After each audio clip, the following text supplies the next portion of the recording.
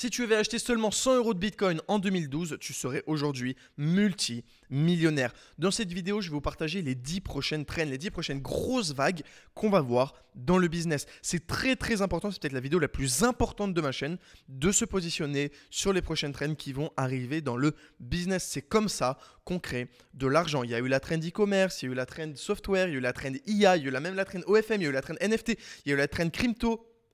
On va voir les 10 prochaines trends sur lesquelles on doit, en tant qu'entrepreneur, se positionner. Vraiment, c'est très important. Si on continue de faire les trends du passé, on va rester avec le petit argent, parce que le gros argent, il a déjà été fait. Quand tu arrives sur un Bitcoin, il est à 1 milliard de capitalisation. Ce n'est pas la même chose que quand il est à 1 trillion. Okay, là, on va arriver sur la vague. On veut prendre la vague, aussi simplement que ça. Et dans cette vidéo, je vais donc vous révéler 10 prochaines trends qui, selon moi, ont beaucoup d'avenir. Et je ne vais pas vous révéler encore la même chose. Oh, l'IA, c'est important. Oh, et puis, haha, c'est important de faire de l'IA. Non, on va vraiment rentrer deep dans des concepts plus profonds que simplement, oh, l'IA va changer le monde. Ok, on va comprendre vraiment à quoi va ressembler le monde de demain. Alors, chers amis, je vous propose qu'on passe directement sur mon écran. Alors, je vous ai mis ça dans un site un peu stylé. Là-bas, c'était un Google Doc comme ceci. Bon, j'ai décidé de faire un site avec l'IA en rapide pour que ce soit un peu plus beau pour la vidéo. Bref, on commence par la toute première chose. D'ailleurs, on va parler un petit peu politique et agenda, parce que c'est ça finalement, c'est la politique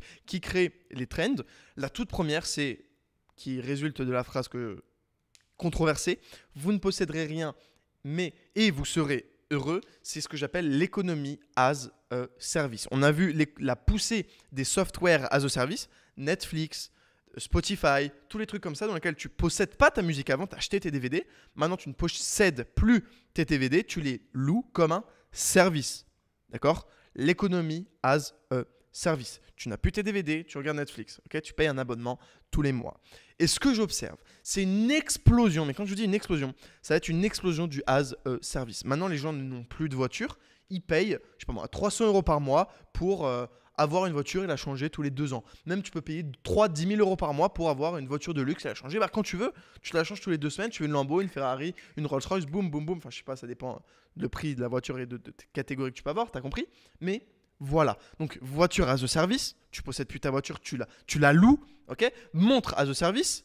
Il a mis montre connectée, mais j'ai mis montre de luxe. Par exemple, tu peux louer ta putain de Patek pour une semaine. Tu pars en vacances, tu n'as pas de Patek, boum, tu la loues une semaine. Tu la loues, je sais pas moi, 3 000 euros, boum, bam.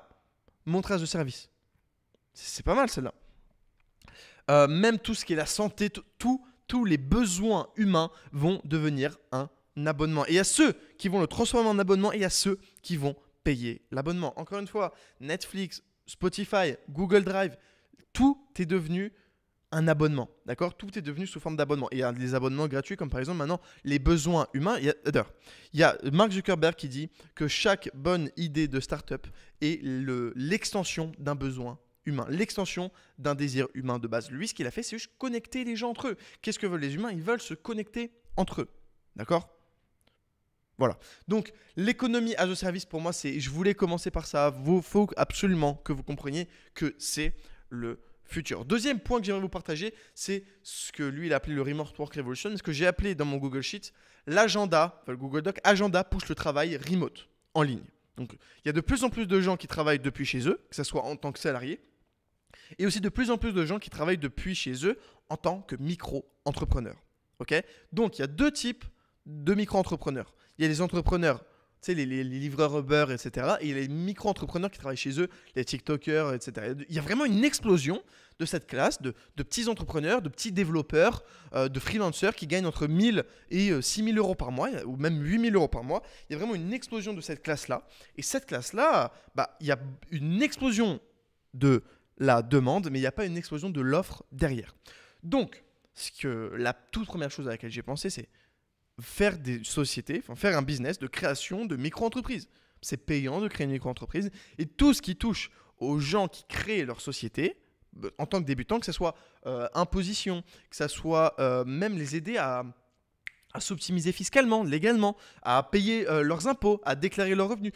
Tout ça, en plus qu'on n'apprend pas à l'école, je vous le rappelle, tout ça, donc les gens sont vraiment débutants là-dessus, tout ça, ça peut devenir un business. Et j'ai vu un mec sur le marché français, et quand j'ai vu ça, je me suis dit, il a tout compris. Okay, il est un peu push par par YouTube en ce moment, enfin je sais pas depuis un moment. Il a un business dans lequel, je sais pas sa tête, je sais pas son nom, dans lequel il crée des sociétés pour d'autres gens. Je crois qu'il a 5%, 10%, je sais plus, tout son chiffre, de sociétés qu'il crée pour les Français.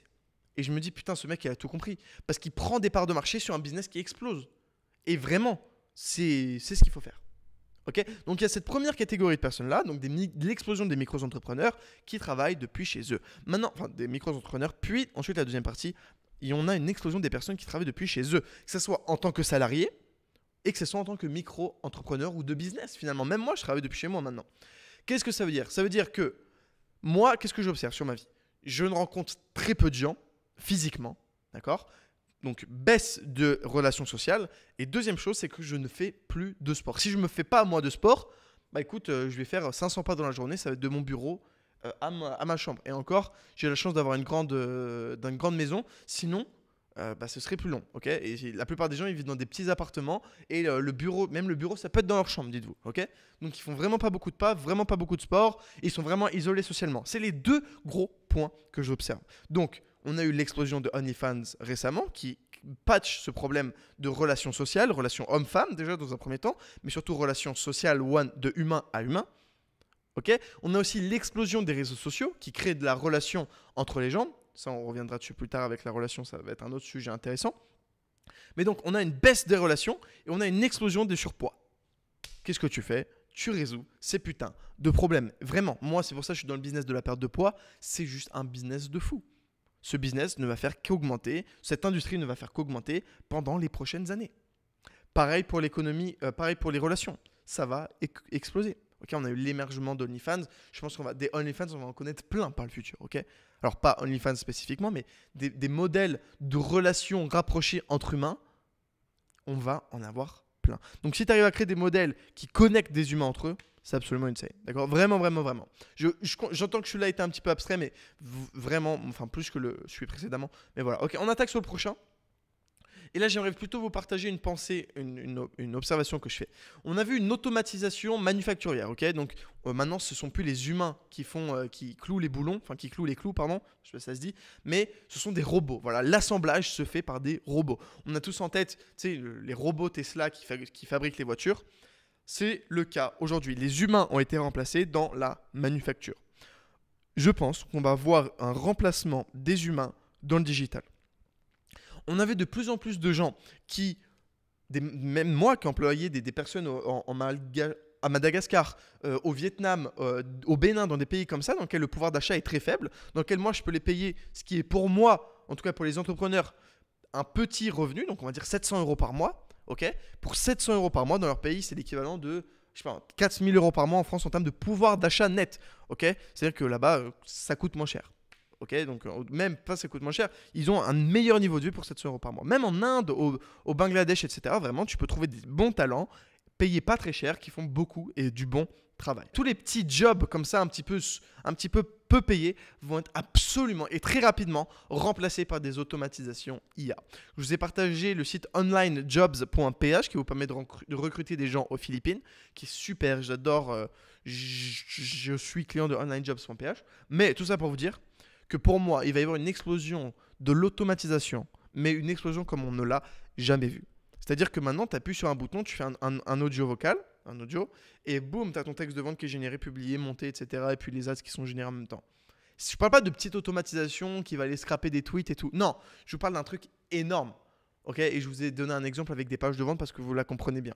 Mais ça peut être vraiment pour beaucoup de choses. Point suivant, ça va être l'empire du divertissement. Ok. Là, ce que je me suis dit, c'est que qu'est-ce que les gens vont foutre de leur temps? Qu'est-ce que les gens font de leur temps? C'est-à-dire que si je te mets pas une balle, un pistolet sur la tempe pour te dire travaille, qu'est-ce que tu fais? Eh bien, les gens se divertissent. Ils se divertissent. TikTok, Netflix, gaming, shopping, tout va au divertissement. Sport, tout va vers le divertissement. Même le business aujourd'hui devient un spectacle. Les gens enchaînent les podcasts comme des séries, vraiment. Sans permission après sans permission. C'est devenu une série, c'est devenu une putain de série Netflix. Même le business est devenu un divertissement. Même travailler est devenu un divertissement, le business online. Ok ? On parle de gamifier les softwares. Vraiment, tout devient divertissement, d'accord ? Ce que j'observe, ça va être donc une explosion de la niche du divertissement. Et moi, j'arrête pas de vous le dire. Je pense qu'il y a un edge à prendre à aller dans le divertissement en tant que nous, qu'entrepreneurs, direct response, voilà, un peu nouvelle génération. Parce que les mecs du divertissement, c'est des vieux. Enfin, c'est des vieux. C'est des mecs différents de nous dans notre pensée. Alors que nous, on est tous pareils, là. Enfin, toi, tu penses comme moi, on a les mêmes infos, on regarde les mêmes gars. Enfin, tu vois ce que je veux dire. On est très proches, toi et moi. Enfin, voilà. Plus qu'en tout cas que le mec de 70 ans. Plutôt que le mec de 70 ans, voilà, lui, il est dans l'industrie de la musique depuis 20 ans. Il a ça comme artiste. Et puis voilà, il a son empire. Et puis voilà. Tu vois ce que je veux dire? Nous, on n'est pas du tout le même type d'entrepreneur. Et ça ne veut pas dire pour autant qu'on ne peut pas réussir. Donc vraiment, je pense que la niche du divertissement, ça va être absolument... Mais ça va être l'une des plus grosses niches au monde. Si ce n'est déjà la plus grosse. Si tu regardes, qu'est-ce qui fait le plus de vues? On est dans l'économie de l'attention. Ok, aujourd'hui, l'attention elle est sur TikTok, Netflix, gaming, sport, réseaux sociaux. C'est dans le divertissement. Tu regardes les vidéos YouTube qui font le plus de vues, c'est toujours le divertissement. Encore et encore, les gens vont naturellement vers le divertissement. Il faut leur offrir du divertissement. Ok, c'est trop primordial. Ok, point suivant, la redistribution monétaire. Je sais pas pourquoi il m'a mis ça. Moi, j'ai mis plan numéro 5. Ok, ici, plan de domination monétaire. Ça, c'est ce que j'ai mis, ok? Je sais pas pourquoi il m'a mis ça. Bref, peu importe. Ce que j'ai mis, c'est que j'observe un futur comme ça. Les pauvres vont devenir un peu moins pauvres. J'observe une montée de l'éthique. Okay, oh, le pauvre, il n'a pas beaucoup d'argent, il faut l'aider. Dans le monde, hein, même aux États-Unis, pas qu'en France et en Europe. Vraiment, je sais ce que j'observe. Donc, oh, le pauvre, on va le faire venir dans notre pays. Bon, ça, c'est surtout en France. Et on va lui donner des aides et on va l'aider. Mais c'est pas, je critique pas, je fais un constat, ok? Donc les pauvres sont un peu moins pauvres. Ils sont pas riches, ils sont un peu moins pauvres. Ils ont à manger, ils ont tout ça, ok? Ils sont plus dehors dans la rue comme des SDF qui avant avaient beaucoup en France en tout cas. Deuxième point, c'est rendre la classe moyenne encore plus pauvre. Ça, j'observe ça va être, enfin, voilà, ok? Si vous arrivez à aider, je sais c'est pas très éthique ce que je vais dire, mais si vous arrivez à aider l'élite, donc les gens qui dirigent le monde, à rendre la classe moyenne encore plus pauvre, vous allez faire un braquage. Je vous le jure. Parce que là, on va revenir d'ailleurs sur le point numéro 7, je crois. Ouais, on va revenir sur le point numéro 7. Vous allez voir, je vais passer un plan pour taper la classe moyenne. Ensuite, ensuite, rendre les riches encore plus riches. Donc, vraiment les immensément riches. Okay, quand je dirais immensément riches, c'est plus de 50 millions. Donc, les véhicules d'investissement, tous les trucs comme ça, les clubs VIP, tout ça, vraiment, taper dans les immensément riches, je pense que c'est un bon plan. Eux, ils vont pas partir. Okay, la classe moyenne va partir et les very high net worth individuals, donc entre 5 et 10 millions, pour moi, eux, ils ont trop explosé dans les dernières années. Ils vont devoir partir. Je m'aperçois que le Google Doc est un petit peu plus pertinent pour celui-là. Donc, je vous le mets juste ici. Boum, boum, boum. Ok, donc rendre les pauvres encore un peu moins pauvres. Rendre la classe moyenne encore plus pauvres. Abonnement, inflation, dette, siphonner leur pouvoir d'achat. Vraiment, l'objectif, la trend en ce moment, c'est de taper la classe moyenne pour la rendre encore plus pauvre. Vraiment, c'est le plan. On prend l'argent de la classe moyenne, on le donne aux ultra riches et on le donne aux ultra pauvres. Ok, pendant ce temps-là, il y a ceux qui aident le tout, c'est les very high net worth individuals, donc les gens entre 5 et 10 millions de patrimoine. Eux, ça va être les prochains sur la liste. Ok, quand on aura tapé la classe moyenne, eux, ils ont trop mangé. Non, faut les taper. Qu'est-ce qu'ils vont faire? Ils vont aller taper les véhicules d'investissement qu'on a fait ici, qu'ils essayent de prendre. Donc pour les very high net worth individuals. Pareil, les high net worth individuals, pour moi, c'est la classe moyenne. Ok, ils vont se faire taper aussi. Les very high net worth, ils vont bientôt y aller. C'est pour ça qu'il faut passer à plus de 10, 15, 20 M. Ok, vraiment, c'est important.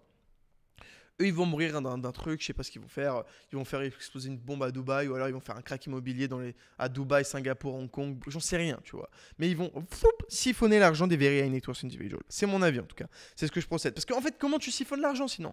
Là, tu le tapes par l'inflation, tu le tapes par d'ailleurs plein d'autres moyens, abonnement, inflation, dette, etc. Puis tu peux les aider à s'endetter. Par exemple, aux US, il y a une grosse problématique. Les gens n'arrivent pas à s'endetter.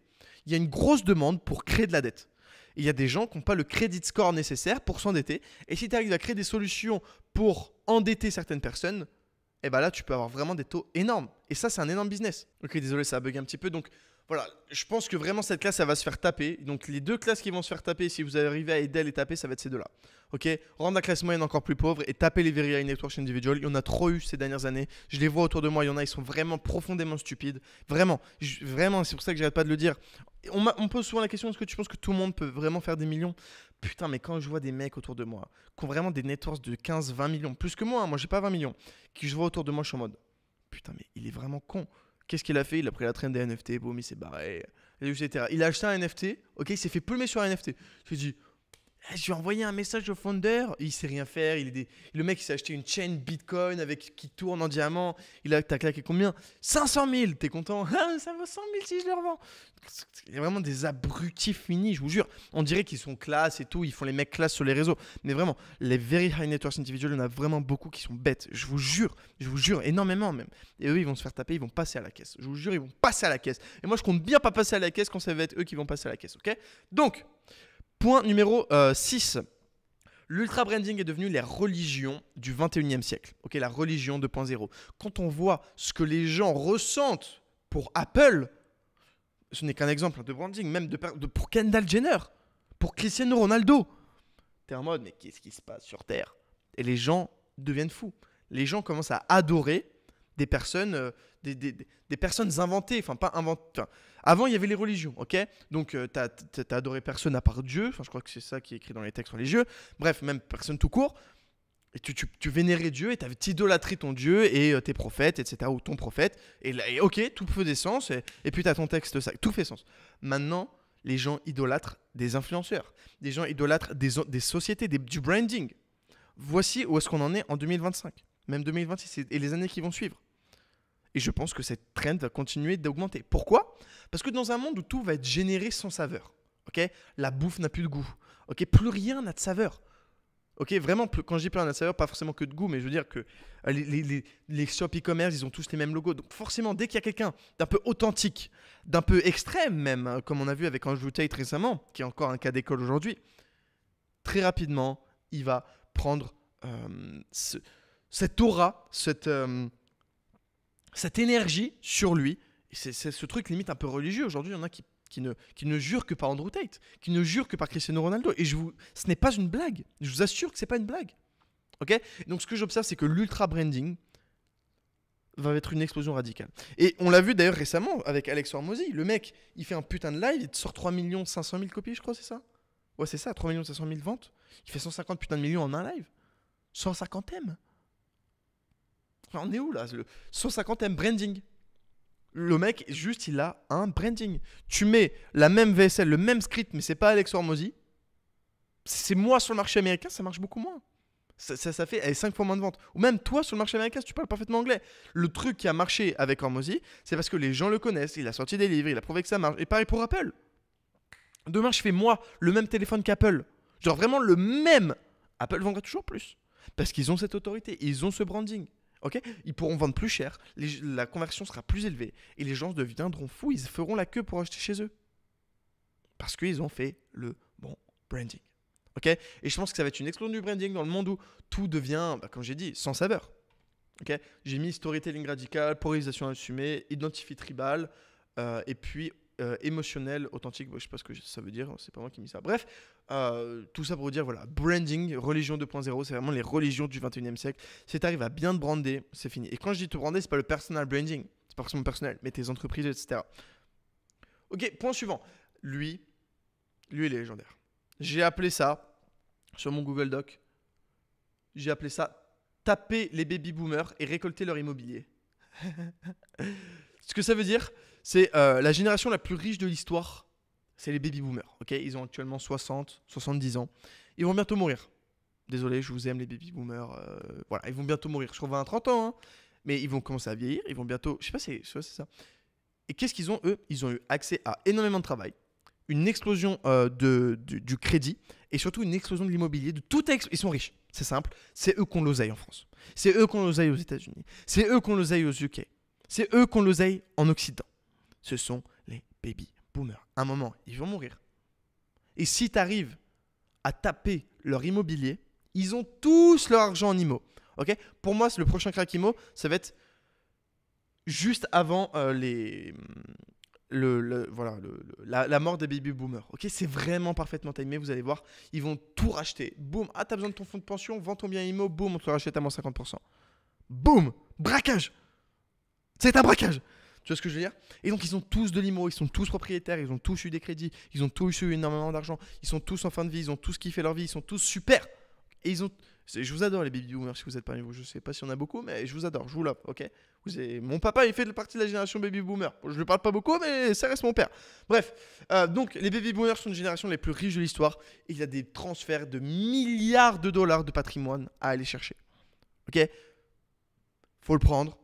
Ils sont pas très à l'aise avec les réseaux. Ils sont pas très à l'aise avec les technologies modernes. Ils comprennent rien à tout ce qui est, même les taux d'intérêt directeurs qui aujourd'hui de 60 ans, c'est ça, follow les taux d'intérêt directeurs. Ils savent même pas. Est-ce que même vous le suivez? Je pense quand même.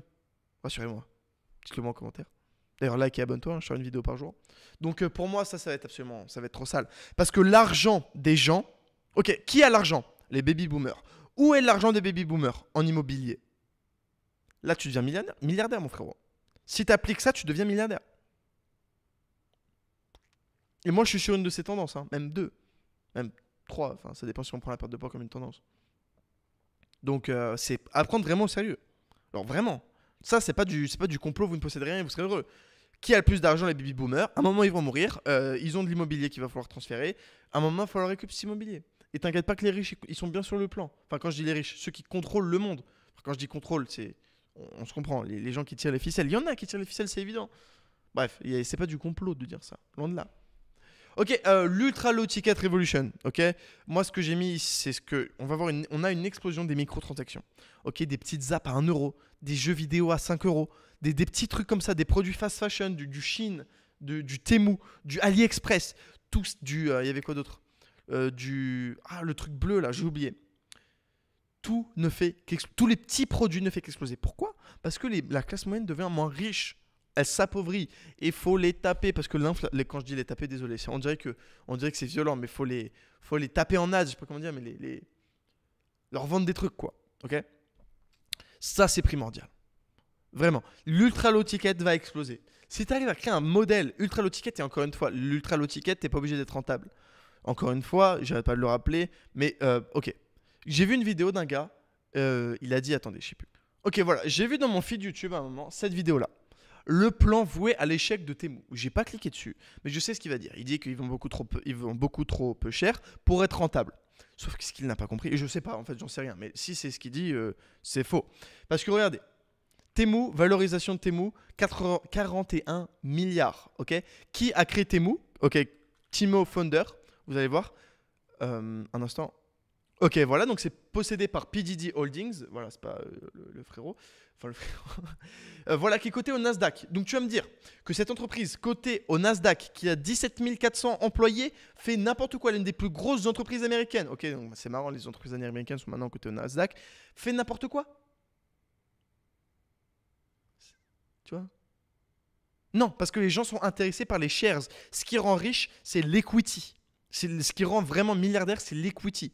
Ok, t'as beau avoir un business qui n'est pas rentable. Si les gens sont intéressés par t'acheter tes pourcentages dans ta boîte, qui aujourd'hui, moi je serais intéressé par acheter des pourcentages de Temu. Temu, c'est du coup ce truc-là. Là. C'est ici, là. Je ne sais pas si vous voyez. Bref, ce logo-là. Ça. Je serais intéressé de fou de prendre mon argent. Mais c'est pas public. En tout cas, c'est ça qui est Pinduoduo qui est public, qui est d'ailleurs énorme en Chine. Hein. Moi, je connais pas mal la Chine. Bon, bref, c'est pas le sujet. Donc, tout ça pour en revenir sur le low ticket, c'est que vous n'êtes pas obligé d'être rentable sur un business si votre modèle d'enrichissement personnel est la possession d'equity. Si les gens, ce qui a de la valeur dans votre business, ce n'est pas la profitabilité, encore une fois, je vous le rappelle, je vais vous montrer ça tout de suite. Ok, donc là, c'est Uber. Uber, donc ça, c'est leur net profit, ok? En 2022, ils faisaient moins 10 milliards, moins 9 milliards. En 2021, moins 400 millions. En 2020, moins 6,7 milliards. En 2019, moins 8,5 milliards. Ok, ils perdent des milliards tous les ans. C'est que très récemment qu'ils deviennent rentables, ok? Pourtant, qu'est-ce que j'observe, pardon? Hop. J'observe ici. En 2024, ok? En 2024, ils avaient fait combien? Ok, 2024, ils font de profit. Ok. En 2022, ils font moins 9 milliards. En 2022, elle veut combien la boîte? 50 milliards. Donc toi, tu as 10% de Uber, parce que tu as créé Uber. Je ne te dis pas de créer Uber, mais de créer une entreprise comme Uber qui perd de l'argent pendant des années. Ça vaut quand même 50 milliards. Tu fais de la perte, tu vaux 10% de 50 milliards, donc 5 milliards. Tu es multimilliardaire là. Tu as créé un business qui n'est pas rentable. Et comment tu peux créer un business qui n'est pas rentable? En low ticket, par exemple. Le ultra low ticket est juste prendre des market shares, lever comme un porc, Et juste, il te reste même 5% de ta boîte, t'as jamais fait de profit, t'as pris aucun risque parce que c'est pas ton argent perso, t'es ultra liquidé, t'as ultra t'es ultra dilué. Tu t'en bats les couilles, il te reste, allez, j'abuse sur les 5%, mais t'as compris, il te reste 10% de 50 milliards. À un moment, tu appuies sur un bouton, t'arrêtes de dépenser, tu augmentes les prix, boum, tu passes de 50 milliards à 200 milliards, boum, tu passes de 5. Enfin, boum, là, t'es riche. Là, t'es pas riche, t'es salement riche, mon frère. Oh, tu comprends? Donc voilà, encore une fois, c'est ce que j'appelle du coup l'explosion du low ticket. Ok, avec tout ce que j'ai mis ici. Neuvième point, alors ça, c'est une grosse trend, ça va être l'explosion des CBDC et des cryptos. Pour moi, je ne vais pas rentrer. Vous me connaissez. Pour moi, les cryptos, c'est une invention gouvernementale pour passer au CBDC et au tracking mondial. Qui est Satoshi Nakamoto? Est-ce que le mec, qui pourrait dormir sur 136 milliards? Aujourd'hui, je crois que ça vaut 130 milliards, un truc comme ça. Oh, pardon, encore une fois. Qui? À part un putain de gouvernement. Pour moi, c'est un gouvernement. Bon, après, on n'en sait rien, mais bon, bref, peu importe. Un gouvernement ou quelque chose d'étatique qui a du plein pouvoir, hein, évidemment.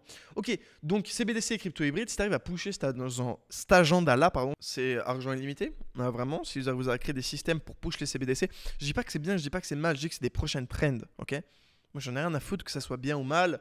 Et je peux pas le contrôler encore pour l'instant. Je peux pas arrêter les CBDC. La seule chose que je peux faire, c'est profiter du système pour m'enrichir personnellement. Et une fois que je me suis enrichi personnellement, là, je peux voir pour refuser souverainement, en tant qu'individu, en tant qu'individu souverain. Partir dans un endroit où il n'y a pas de CBDC, par exemple. Parce que putain, j'ai tapé 50 millions avec cette opportunité, ok? Donc ça va être les nouveaux systèmes de contrôle mondiaux par la monnaie. Ça a toujours été le système de contrôle mondial par ailleurs. Hein. Mais là, si vous aidez au prochain système de contrôle mondial, bah, en fait, vous êtes juste... vous n'êtes même pas milliardaire, vous êtes à la table des décisions mondiales. Et c'est ça qui est intéressant, c'est pas faire 10K par mois, c'est être à la table des décisions mondiales. Donc quitte à créer une startup ou un business, autant la créer jusqu'à qu'elle puisse t'emmener à la table des décisions mondiales, quoi. Ok, 10e point, et là on va aller rapidement là-dessus, c'est la VR. On va avoir une explosion des VR. Si vous voulez faire un SaaS, pourquoi ne vous faites pas un SaaS dans l'Apple Vision Pro, tiens. Moi j'en ai racheté un, j'en ai racheté deux comme un con, mais en même temps c'est vrai que c'est un bon produit. Enfin c'est un bon produit, j'en ai un juste là. Ok, vous voyez, ici, l'Apple Vision Pro, hop là. J'en ai un juste là. Ça manque d'app, ça manque de développeurs, ça manque de produits. Pareil dans le MetaQuest, ça manque de tout ça. Dans un monde où les gens n'ont plus de vie, sont gros, n'ont plus d'amis, on habite dans un 20 mètres carrés en région parisienne. Ils n'ont pas de life, ça pue la merde, tu vois.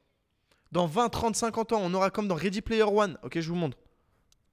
On aura comme dans Ready Player One, comme ici, un putain de casque VR. Ok, donc le mec... Là, il joue dans un jeu vidéo, mais dans un monde de fou, tu vois. Ok. Mais dans la réalité, c'est un mec comme ça, dans une caravane ultra broke. Ok. Il fait pas d'argent, je crois même il a adopté une connerie comme ça. Vraiment, sa vie ne va pas top, quoi. C'est pas le truc qu'on veut.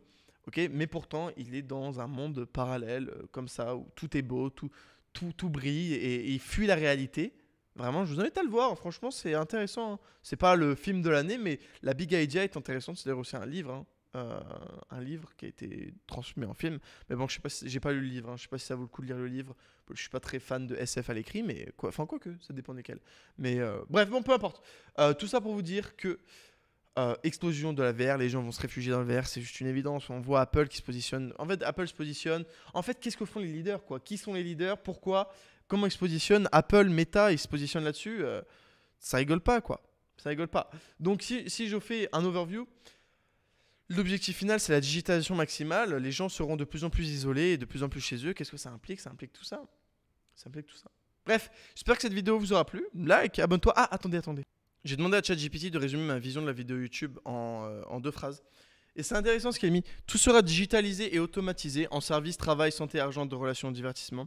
Un monde d'abonnement et de contrôle monétaire et de réalité virtuelle. Dans ce chaos artificiel, seuls survivront les marques capables de créer les tribus et de donner un sens d'appartenance, tandis que les richesses des baby boomers redessineront les rapports de pouvoir. Je trouve que c'est un beau mot de conclusion. Aux valeurs claires, mon chemin. Chaque data, c'est redonne un sens au mien.